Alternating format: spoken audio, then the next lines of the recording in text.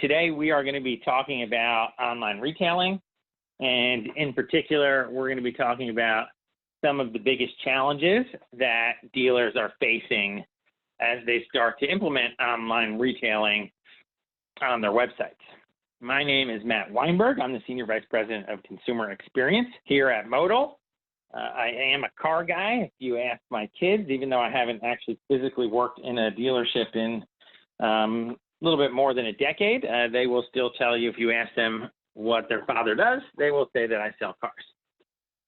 At my peak, I sold actually 407 cars in 1 year, so just under 34 cars per month. And I share that not to pat myself on the back, but I share that because I think the same psychological car buying mentality and how I sold cars still applies today.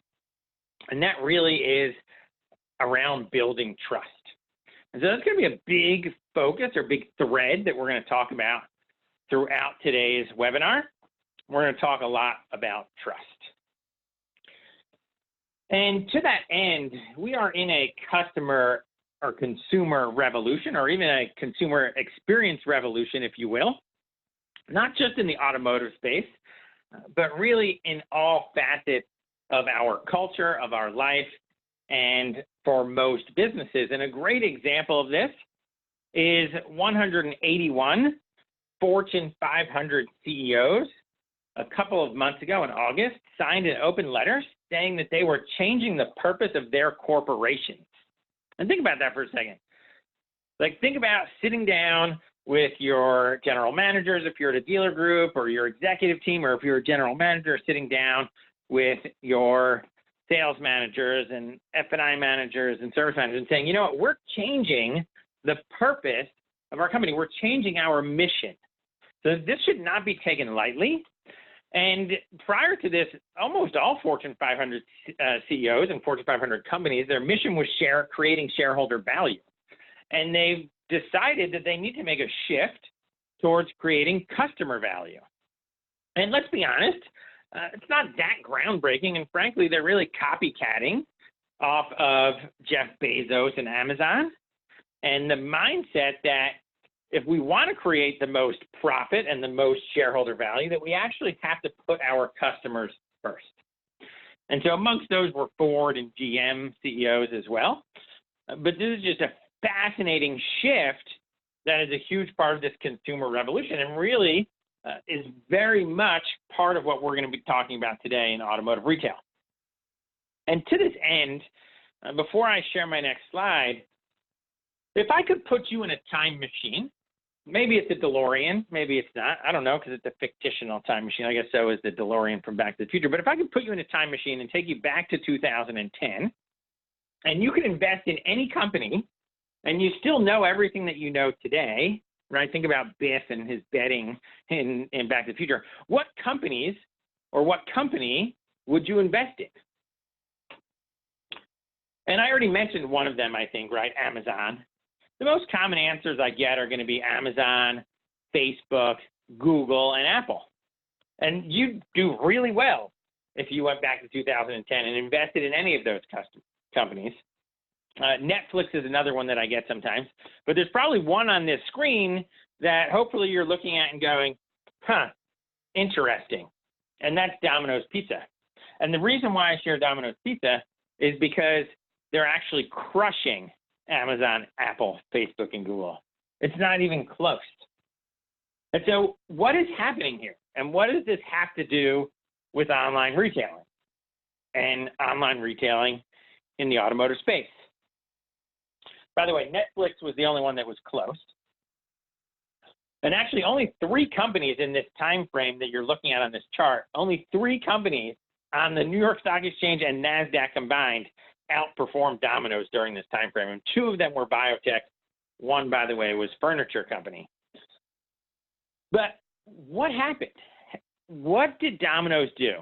And so we actually have to go back an extra year. We have to go back to 2009 to understand what happened at Domino's.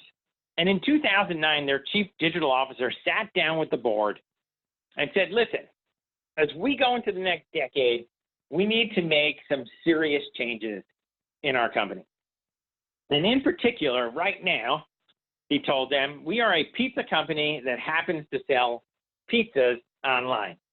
And we need to become an e-commerce company, first and foremost, that happens to sell pizza. And so to that end, today, you can actually order a Domino's pizza one of 15 different ways. You can text a pizza emoji to a Domino's store, and it will order pizza for you. You can tweet to them and order pizza. Somewhat gimmicky, yes, I get that. We'll talk more about why it's so important, though, to offer different options for different customers. But they also had this focus on how do we make this incredibly easy? Because when we talk about e-commerce, there's a big drive to getting to fewer and fewer clicks in e-commerce, because studies have shown that after 2 clicks, every additional click actually leads to a 50% attrition rate, right? So every time there's another click, half of the people don't make it through that next step, that next click. And so Domino's literally went to 0-click ordering. And the way that works, without spending too much time on it, is if I am a Domino's customer and I have an easy or regular order, my standard order, if you will, and I open their app, this little timer here on the right is going to count down 10 seconds and my order is placed. I literally click on nothing. And so as we talk about online retailing, we're going to be talking about how do we make this easy. And so you probably will hear me reference 0 clicks. And the reason for that, again, is that we want to make sure that this is really easy, because we are lazy people, especially in today's world. I can do almost anything from my phone, and I'm becoming more of a convenience seeker and lazier every single year. My favorite example today is actually my DVR. I remember when I first got my first TiVo, and I thought it was the greatest thing ever because I could quickly fast forward through commercials in a way that was more convenient and easier than my VHS tape. I'm dating myself for some of you, others are going totally. But now, when I have to fast forward using my DVR, I'm actually annoyed, because on Netflix, Hulu, and Amazon, I don't have to do that. And I know it sounds ridiculous. We're talking about, 10, 15 seconds, but every second matters in my life. And so I want everything to be incredibly easy, and that's what Domino's has done. That's why they've driven this great success, not because they suddenly are making incredible pizza. I'm from New York, so I'm just not a huge fan of their pizza. It's because they're making everything easier. And the problem that we have in this digital world is that automotive is still in many ways still in an analog past. And so car buyers feel confused and afraid. They're on a roller coaster emotion when they buy a car. And if you think about it and you look at studies, their number one emotion that they say they feel is actually fear. And it shouldn't be that way. It should be exciting. They're buying a new car. They should be excited about it. They shouldn't be feeling confusion and fear as the most common emotion. Now, thankfully, that's changing. And if you're on this call today, it's because either you're part of that change, and so congratulations and kudos to you, or at the very least, you're recognizing that it's coming and you're trying to figure out, okay, how do we accomplish this in the medium or long term? And it's changing because of this new click and mortar world that we live in. And yes, auto is slightly different. I get that. I think far too often as dealers, we hide behind the fact that auto is different, and we actually have a tendency to avoid change because we hide behind the fact that auto is different. But in some ways that can be good too. And I think, again, the click and mortar world is an example of that. And what I mean when I say click and mortar is, most stuff I'll order online and they'll just deliver it to me, right? And so it's simply just a click experience or an e-commerce experience. But the larger the purchase, the bigger the purchase, the more likely that the customer will actually come in and pick it up at my brick and mortar location. So they may click and order it, but then they come to my mortar location to pick it up. And Lowe's is a great example of that. 60% of their online orders are picked up at the store. By the way, more than 40% of those customers buy additional product when they come to the store. So for you, from a mindset perspective, that's going to be F&I product typically, maybe some accessories, but typically it's going to be back-end product. And so when we think about Lowe's, it also translates to auto. So for example, we're in, my tool is in over 80 stores with one publicly traded group, almost 90 stores in another publicly traded group. And combined, they're telling us that roughly around 96 to 98% of these customers that go through online checkout and order a vehicle, they literally are clicking a button that says place order. 96 to 98% of them will come in and pick it up at the dealership. And that's why I refer to it as click and mortar.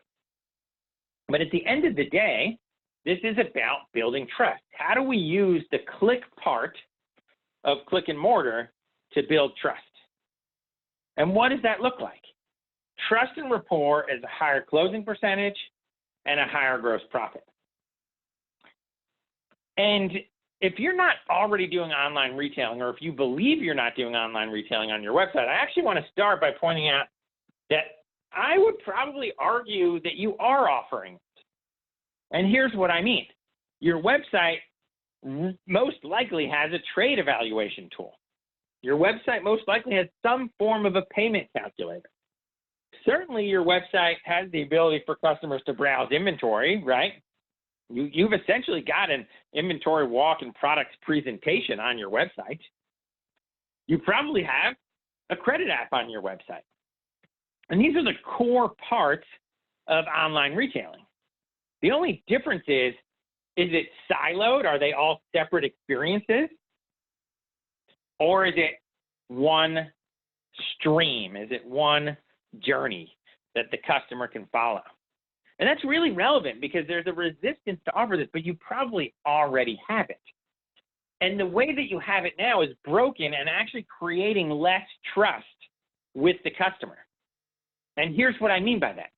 If you have a standalone trade tool and a credit app and a payment calculator, and I go on your website, and let's say I try and find out how much my car is worth. I enter my first name, my last name, my phone number, my email. I enter in information about my trade, the year, make, model, trim, mileage. I get a value. You get a lead. Now what? It's a dead end. So on top of the fact that you don't have to re-engage with me by trying to connect with me via phone, via email, and hope, by the way, that those employees are staying on point, staying on brand, staying on message.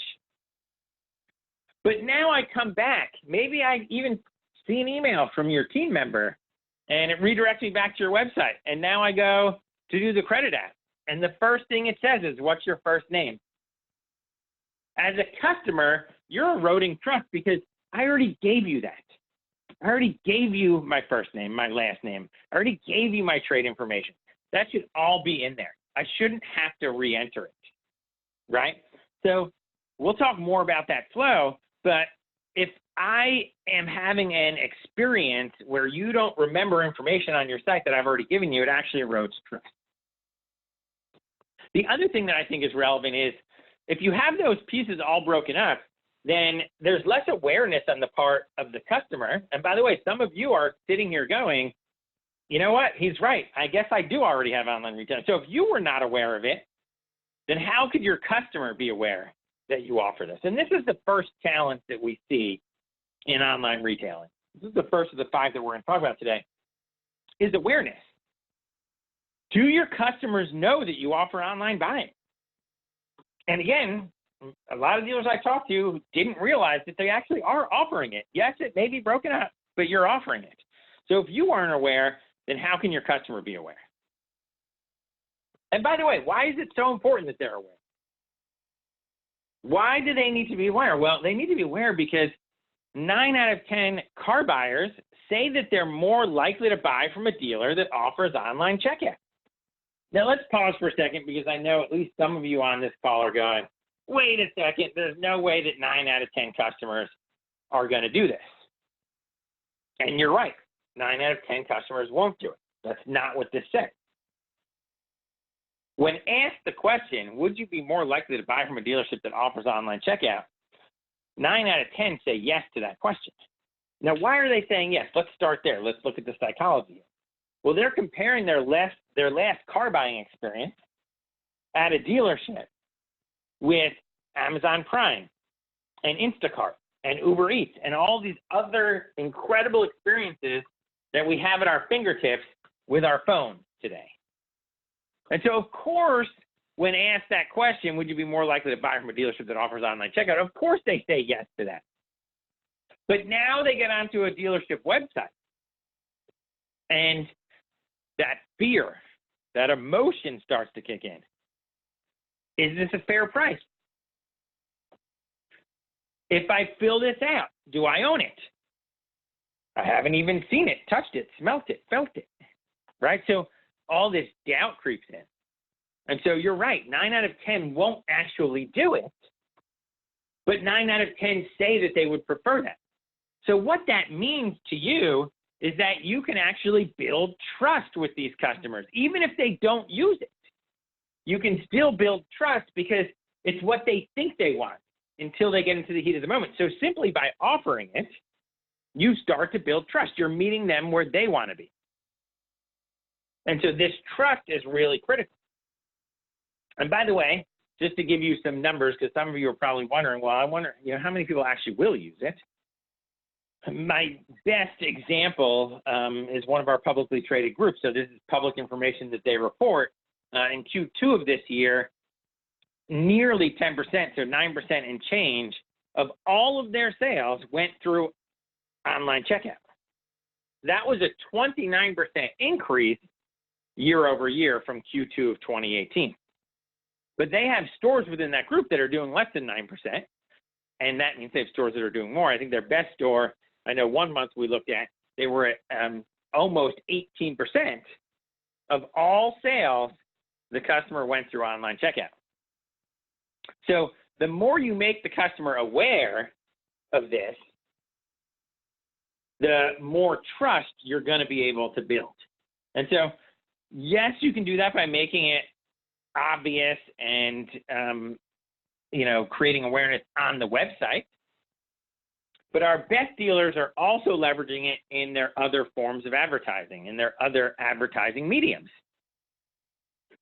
And if you're like most dealers, you're probably frustrated by the fact that we've had this race to the bottom in terms of front end gross. So does it make more sense for you to keep advertising price? Or do you want to start to make a shift and start advertising value and experience, like the best e-commerce companies are doing? And so you've got this shift, but awareness is really the first challenge that we're seeing in online retailing. And the second challenge that we're seeing is speed. And speed, there's a lot that we can unpack when we talk about speed. And so I'm going to talk about two main areas. I'm going to talk about speed of the overall buying process, but I'm also going to talk about speed and ease when it comes to online retailing, because both are actually really, really big factors and big challenges here. But let's start with the fact that if we can actually increase speed, we're going to see an increase in CSI. This is the number one complaint that car buyers actually have when it comes to car buying. Their number one complaint is how long it takes. And so if we can actually speed up the process, particularly in the store, we're going to see greater results. And look, the fact that it takes so long in the store is why more and more customers want to do part of the process or all of the process online. It's not an accident that 83% of car buyers who were interviewed after they bought a car said next time they buy a car, they want to do more of the process online than they did this time. This shouldn't be shocking to any of you. As we look at buying cycles in the car industry, we see these types of shifts. This is actually, in my opinion, the fourth shift that we've seen on this front. The first was when we first started buying internet leads, when they used to be faxed to us and they didn't have email addresses even attached to them. Right? At first, it was just a few buyers. But as you went 1 and 2 car cycles, buying cycles, it became the majority. Now everyone is quote unquote an internet customer.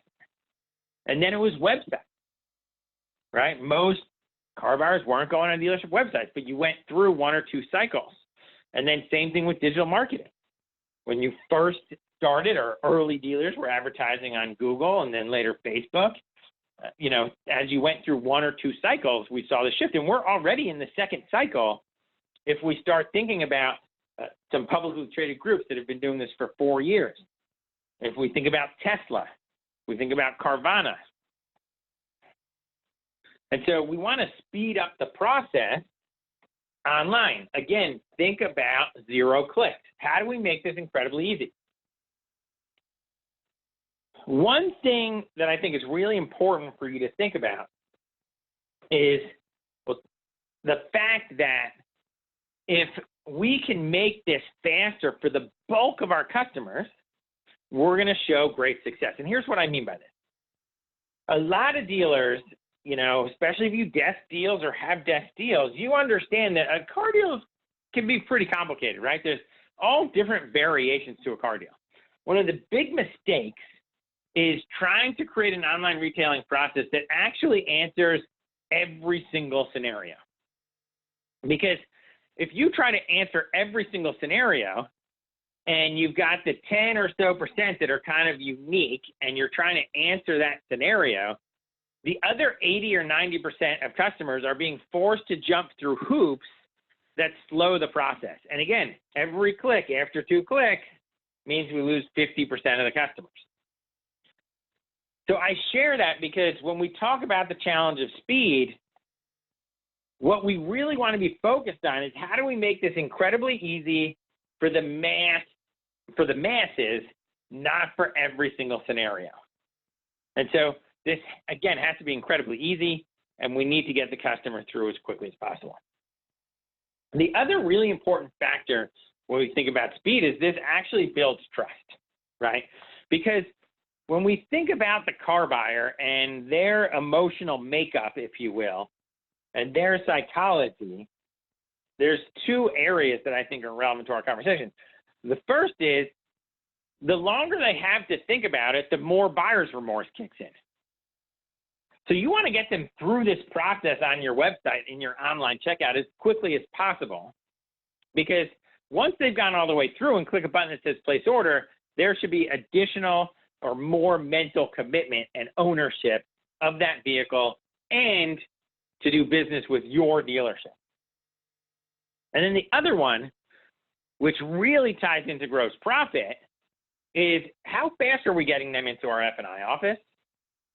If I come to your store and I'm there 3 or 4 hours, and now I walk into the F&I office, how am I feeling? Emotionally, psychologically? What's my mindset? I'm at a point where I'm like, just tell me where to sign so I can get my keys and get out of here.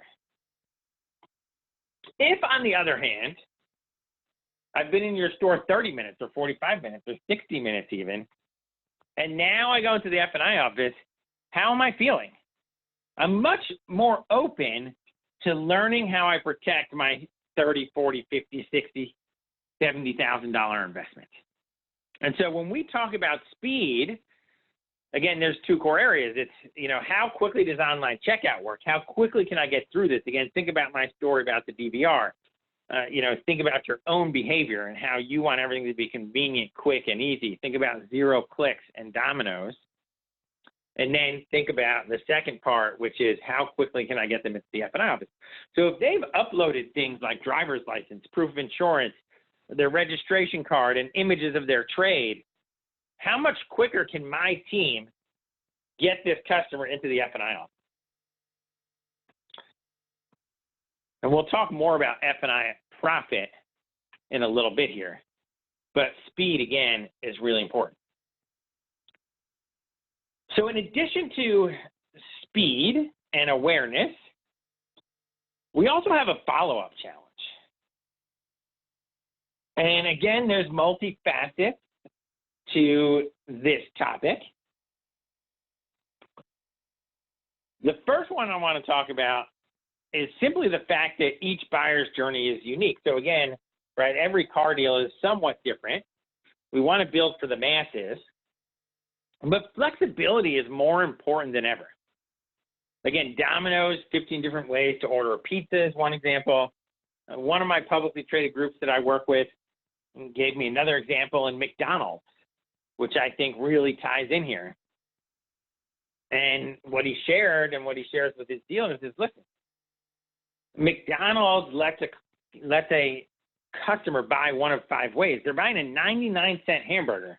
They can buy it at the counter, which is the first way that they offered. They can buy it through the drive-thru, which has been around for a while, right?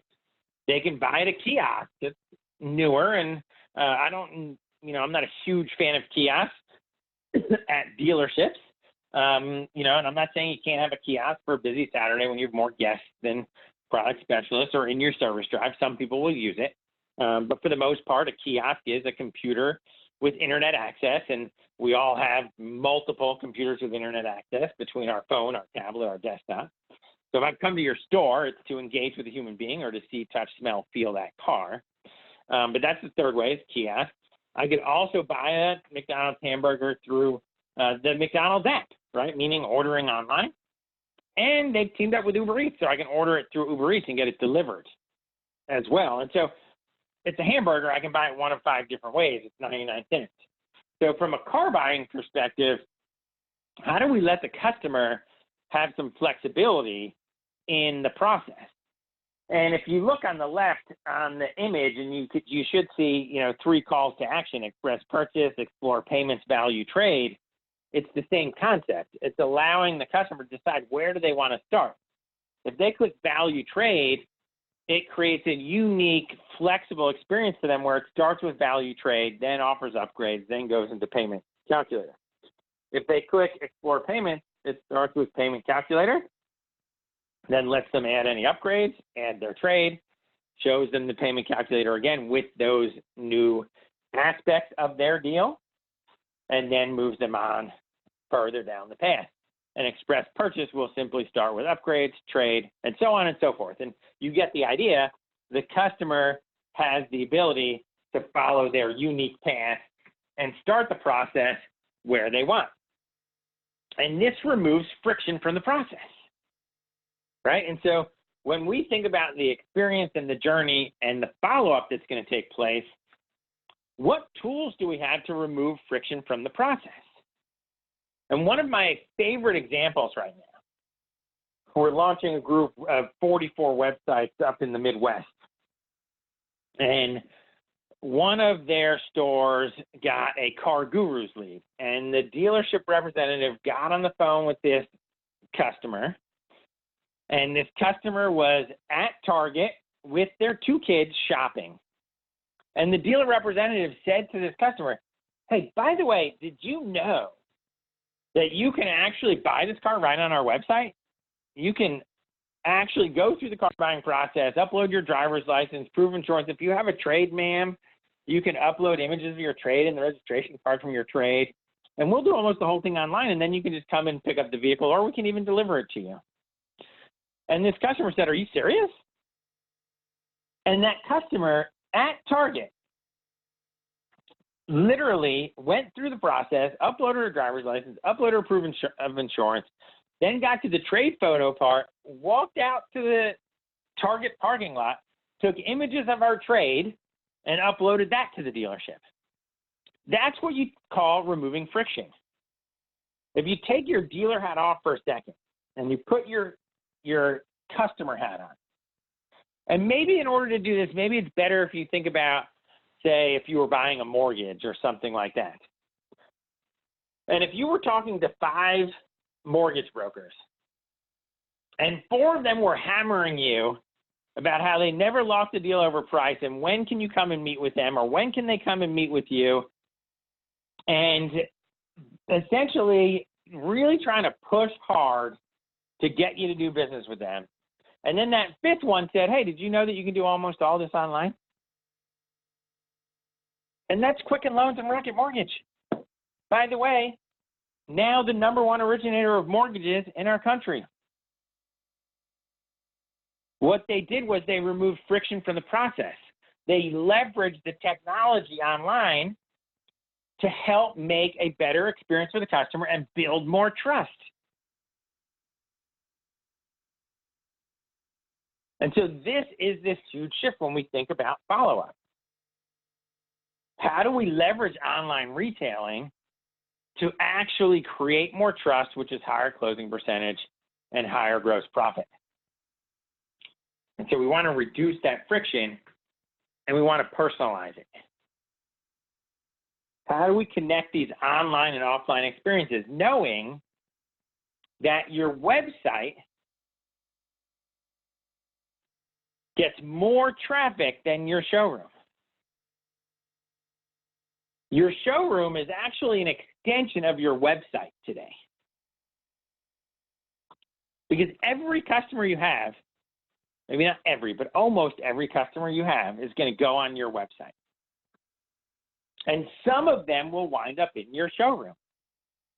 So your showroom is an extension of your website, not the other way around. And so when we think about follow-up, it's about how do we get more of these customers into our showroom. But the way we do that is by giving them an experience that builds trust and rapport. It's going to create more mental commitment to your dealership. It's going to create more trust with your dealership. It's going to create more rapport with your dealership. And again, that's higher closing percentage, higher gross profit. And knowing that dealerships, and we'll talk more about this, make more money when a customer goes through online checkout, and you should be trying to drive as many customers there as possible and get as many customers to go through as many steps as possible on your website, because that's going to increase your close rate. By the way, before I forget, if you do this right, I've got one store in Texas that has a 60% close rate on these orders. So if they can get someone to go all the way through these steps, they close 60% of those customers. My best store, I have one store that's almost 75%.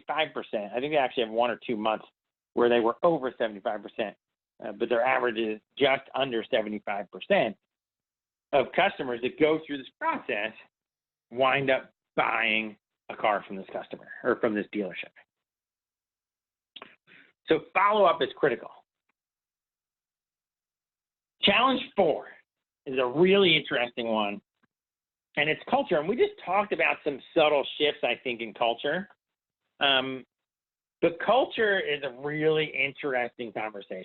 You know, what is the culture at your dealership?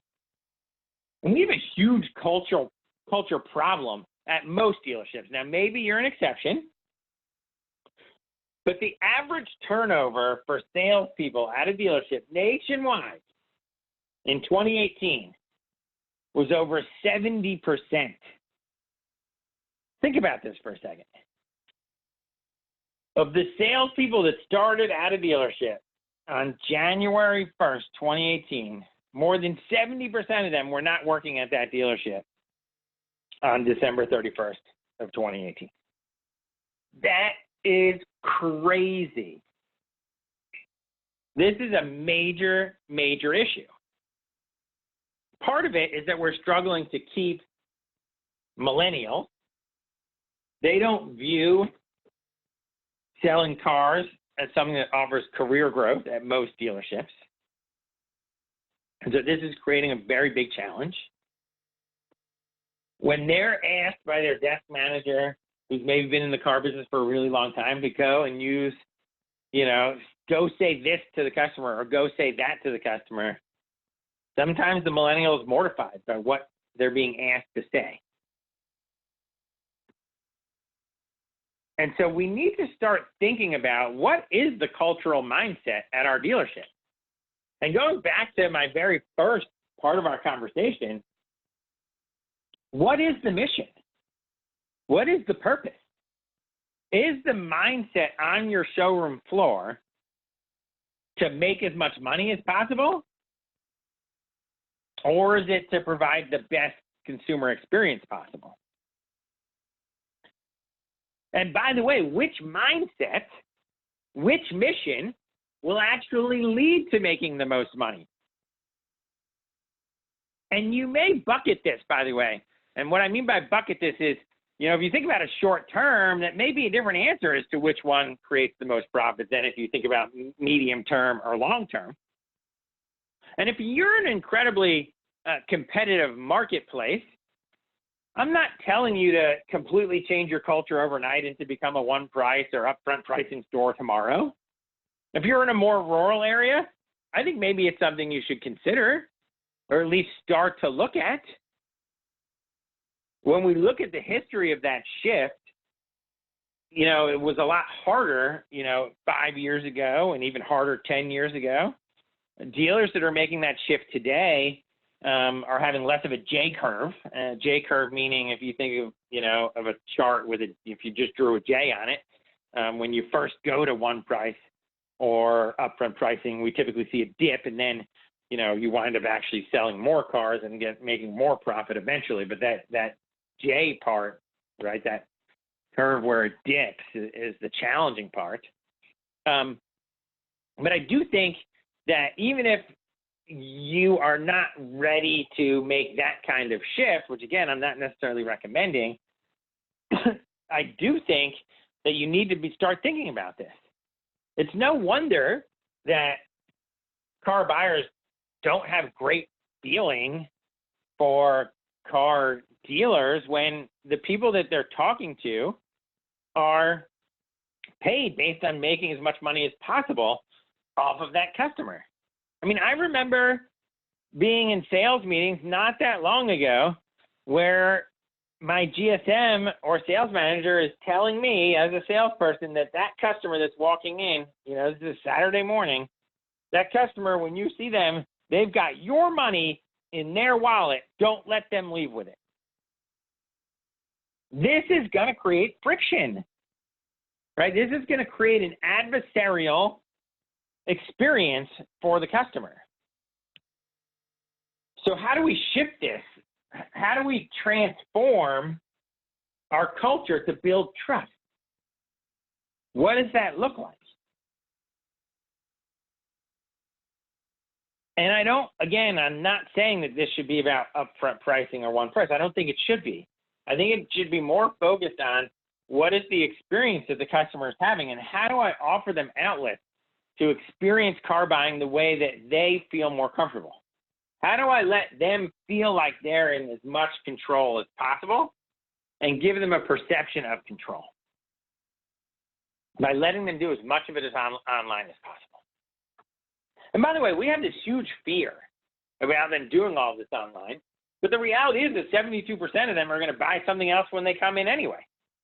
So if they've already mentally committed to a car in your store and then they come in and they switch themselves, this is not a bad thing. Now, you need to be consistent in your pricing, right? So, don't, in that scenario, whatever the price is online for that second vehicle should be what you should show. And this brings us to our fifth challenge, by the way.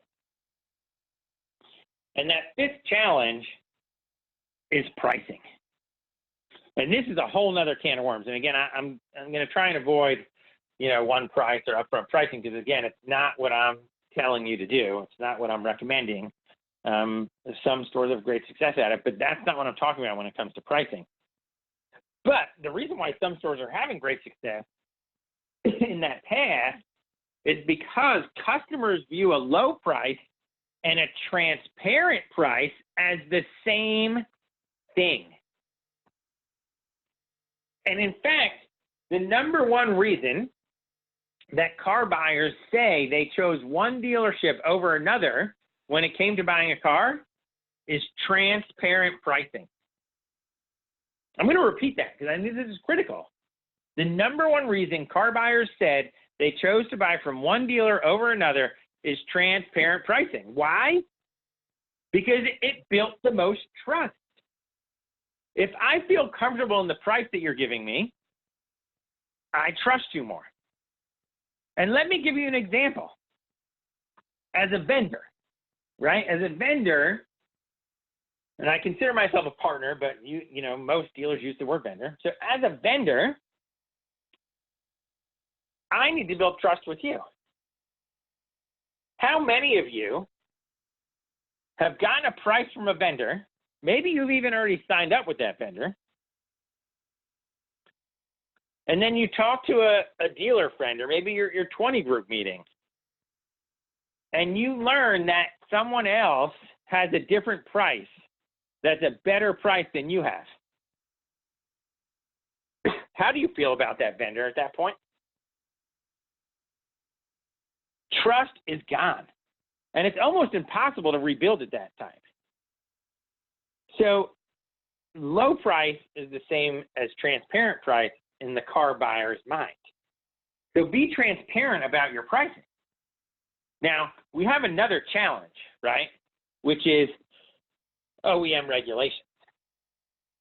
And that's we could probably do a whole hour on this, right? But when we have MAP pricing, minimum allowable advertised price, or ag covenant pricing, that creates all sorts of challenges. Sometimes you can't really be transparent, especially if you're a luxury brand, right? If you're BMW or Mercedes, brands like that, Cadillac, where you have to be at MSRP on your website until you're one-to-one. That means you got to ask the customer for information. That doesn't feel transparent, but you have to do the best that you can, knowing your market, right? Your region, your OEM, what those ag covenant or MAP pricing rules are. You have to do your best to be as transparent and as consistent as you can be. And if it's, if that means if your MAP price or ag covenant is invoiced, you can accomplish that fairly well. We worked with a #1 franchise dealer in all of Arizona, and they allow the customer, and we see this a lot, they allow the customer to buy the car at invoice or at that MAP price. Maybe that's invoice minus rebate. But again, transparent pricing is so critical when we're thinking about building trust with our customer. And in fact, what we're seeing is when we provide realistic pricing online, we actually see a lift in gross profit. And for one publicly traded group, when we did one study, we actually saw a $785 lift in gross profit by offering pricing transparency and consistent pricing. Now, I want to point out, most of this is actually back-end profit. So it's not that, we're being transparent and upfront and we're grossing a ton more on the front. It's that we've built enough trust and rapport in the front-end process that if handled properly, when they go into the F&I office, they're going to buy more product. And by the way, in this study, we actually had a 30% penetration in F&I. It was just under 30%. I think it was 29.6%. But we had almost a 30% penetration in F&I products before the customer got to the dealership. And so again, offering pricing transparency builds trust and rapport, higher closing percentage, higher gross profit. So be consistent, clearly list and explain as much as you can. If you're offering things like lifetime warranties and other things, that should be in there, right? The first thing when they click, express purchase or buy online or however you want to call this online process, I believe the first thing should actually be, hey, by the way, here's what you get.